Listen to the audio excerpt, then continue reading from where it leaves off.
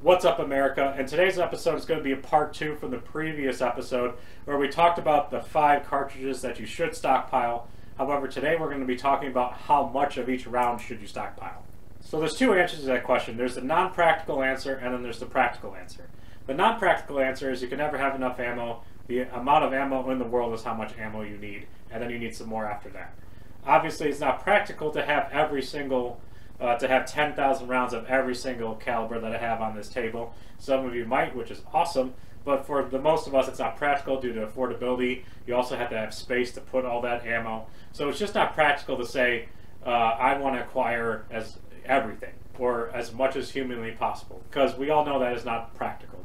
So the practical answer is going to be something like this. We're going to start with the 5.56, and then we're going to move to the right, and we'll explain my reasoning for those.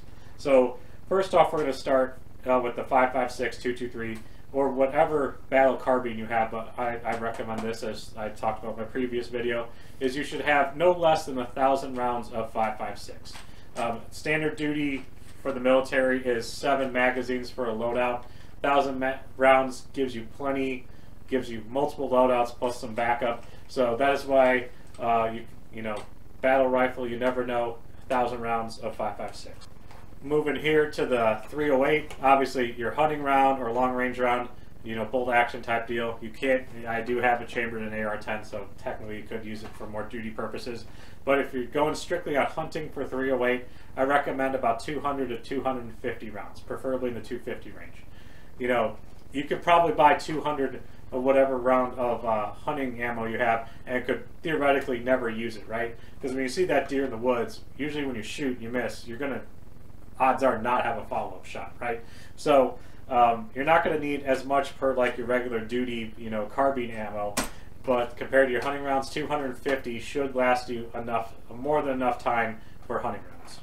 Moving on to 12 gauge, because, you know, I can't really say 12 gauge you should have X amount. I'm going to divide it up by the different types. So we're going to start with kind of your bird shot, target loads, more of your hunting type round.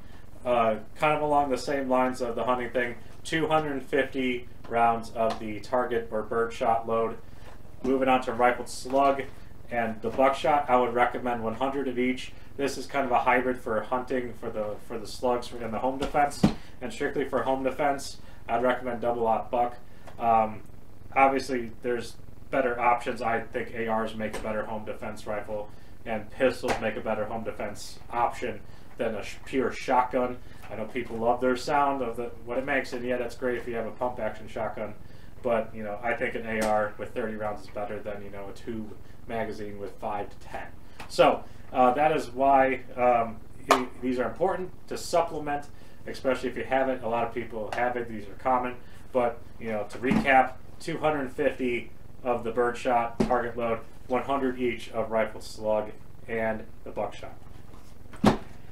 Moving on to 22, no less than 2,000 rounds. You know, bricks about 500, so pretty much 4 bricks, no less than that. Obviously, I would use this as a last resort for hunting and self-defense, good barter item, but keep it above that 2,000 mark.